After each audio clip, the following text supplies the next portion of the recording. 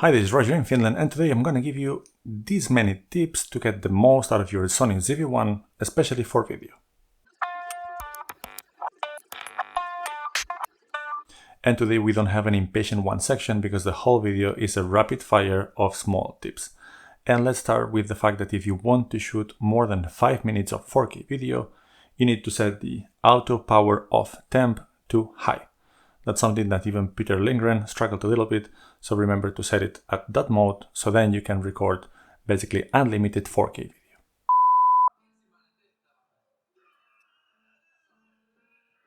Then 2 tips or notions related to the stabilization. So the ZV-1 has 3 modes: no stabilization, optical stabilization, and active.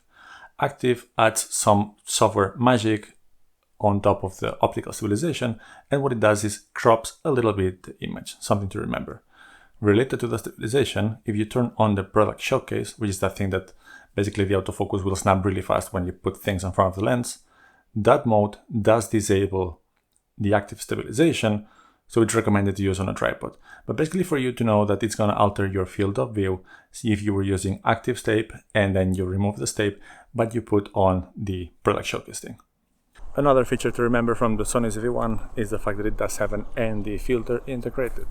In video, you can just turn it on and off, but still, in days like today, where you're doing something outdoors, it might be the only way to get some decent settings from an exposure point of view, but otherwise would be definitely impossible. So, if you're outdoors, the sun is shining, there's too much light, turn the ND on. The next one is mostly a reminder. Keep an eye on your audio levels. You would like your peaks to be somewhere between -6 and -12 dB, so set your gain accordingly. And do that regardless of if you're using an external microphone. Like now, I'm using the Rode Video Micro plugged to the camera right now and it's boomed on top of me, or if you're using the internal microphone. Check your levels so that you don't have problems in post. The next one is related to usability and the fact that the ZV-1 is a small compact camera that doesn't have a ton of dials. So how do you change the aperture and the shutter speed if you're in video manual mode? So by pressing the bottom or the lower bit of the rotating wheel, which either of the 4 corners are a button, that one will switch from the shutter to the aperture, and then by rotating the wheel you will be able to adjust the exposure. Then if you have been watching a lot of YouTube videos telling you that you should shoot at 24 frames per second to get the cinematic image, but you're in Europe and you're in the PAL mode and you don't get it because you can see only 25, that's what you need to do. To get 24 frames per second in the Sony ZV-1, you will need to have it in NTSC mode. And then a couple of tips related to picture profiles and especially the advanced ones. With the Sony ZV-1 you can use S-Log2, S-Log3 and HLG, which are great and offer flexibility in color grading. Yes, even in 8-bit, please check my video on the topic. But there's a couple of things. First one, the default setting of detail in S-Log2 and S-Log3, so that's PP7, PP8 and PP9, the detail is set at -7. So if you're shooting S-Log2, S-Log3 with the ZV-1 and you feel that everything is not as sharp as it should be, it's possibly because that setting goes from -7 to +7, which then I think it looks really bad with over sharpened digitally. But to me, I actually quite like it if it's set at 0, especially when watching the results in smaller screens. So remember, by default it's at -7, set it at the level that you like. Then if you're shooting in S-Log2 or S-Log3, you get a really flat, washed out image out of the screen, and you might want to use the assist features, which is kind of putting a LUT on top of the picture, but just for visualization purposes. If you do that, 2 things to remember. One is that these LUTs or video assists, they don't really compensate much for the fact that you should be overexposing. So you might have a properly exposed image using S-Log2, but it's going to be looking blown out with the assist feature on, and you might actually then underexpose it if you would follow that. So use them carefully. The second one is that your exposure monitoring features, meaning the histogram and the zebras, are showing you the results based on the log image, regardless of whether you have the assist feature applied on top or not. And the last tip related to shooting in this camera in S-Log2 and S-Log3, and I'm going to have a full video on how to expose for those profiles, but it's the fact that log profiles in general, not just in this camera or just the Sony S-Log, they require you to overexpose by some measure. So Basically, my suggestion would be look at the histogram and overexpose as much as you can without burning anything out. That would be the simplest way of giving a tip on how to expose properly S-Log. As said, separate video coming at some point, but this will be the first rule to follow.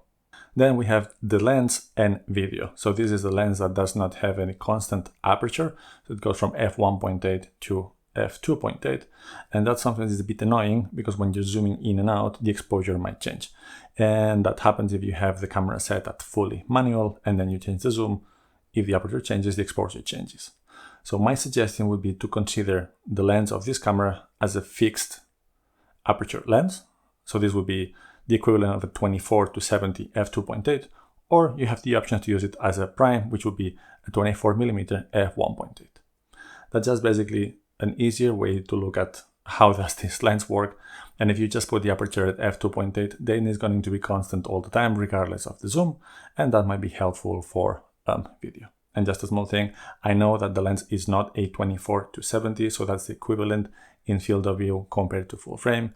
And the aperture is a physical property of the lens that tells you a little bit about the light gathering.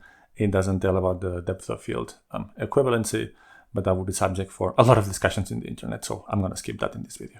Then one focus related thing, if you're using touch to focus or track to focus, and I have a full video talking about this with the A6400, but it works the same in the ZV-1, remember to disable it when you're done, otherwise you will not get back to the normal autofocus settings that you had before, and you might then miss some things and not have the proper results. So use it, when you're done, disable it.